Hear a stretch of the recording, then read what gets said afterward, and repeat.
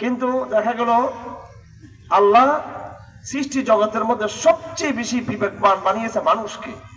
মানুষের বিচার বুদ্ধি জ্ঞান ফেরেশতাদের চেয়েও বেশি।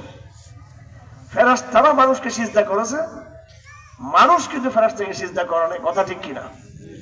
এবং জগতের সমস্ত বস্তু মানুষের উপকারের জন্য আল্লাহ পাক তৈরি করেছেন, মানুষকে তাদের জন্য আল্লাহ পাক তৈরি করেন নাই।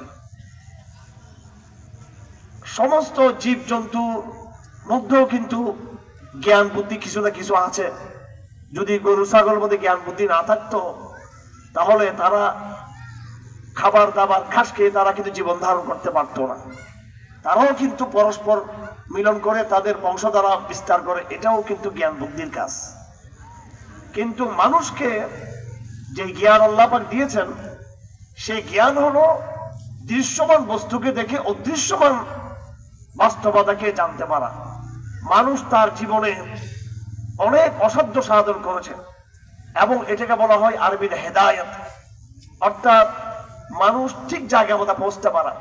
কোথায় চাকরিটা ভালো, আমার কিভাবে আমার চিকিৎসা ঠিক মতো আমি করতে পারবো, কিভাবে আমি আমার শরীরকে নিরাপদ করতে পারবো, কিভাবে আমি আমার জীবনকে বিভিন্ন ঝুঁকি এবং হুমকি থেকে আমার জীবনকে আমি শান্তিতে রাখতে পারবো। প্রত্যেকটা জিনিস মানুষ নিজের স্বার্থের জন্য বুঝতে পেরেছে এবং সেই মতো চলতে পেরেছে। মানুষ সব বুঝলো কিন্তু আসল যাকে বুঝার সেটাই বুঝলো না। এটা হচ্ছে মানুষের একটা বেঈমানি স্বভাব। এটা এই কারণে যে বিচার বুদ্ধি দিয়ে মানুষ সবকিছু ধরতে পারছে, সবকিছু কোনটা ভেজাল কোনটা ভেজাল না, কিন্তু সে মানুষ হেদায়েতের মূল জায়গায় পৌঁছতে পারলো না। কোরআনে কারীমে আল্লাহ পাক সুবহানাহু ওয়া তাআলা মানুষকে সৃষ্টির পরে আল্লাহ পাক বলেছেন সাব্বিহিসমা রাব্বিকাল আ'লা আল্লাযী খালাকা ফাসাওয়া ওয়াল্লাযী কদ্দারা ফাহাদা।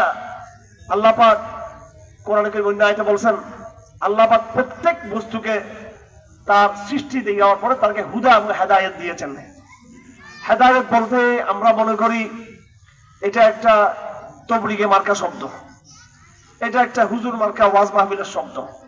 হেদায়েত শব্দ মানে হলো ঠিকানা মতো পৌঁছতে পারা এবং অনুসন্ধান করে জায়গা মতো পৌঁছতে পারা, এটা নাম হচ্ছে হেদায়েত।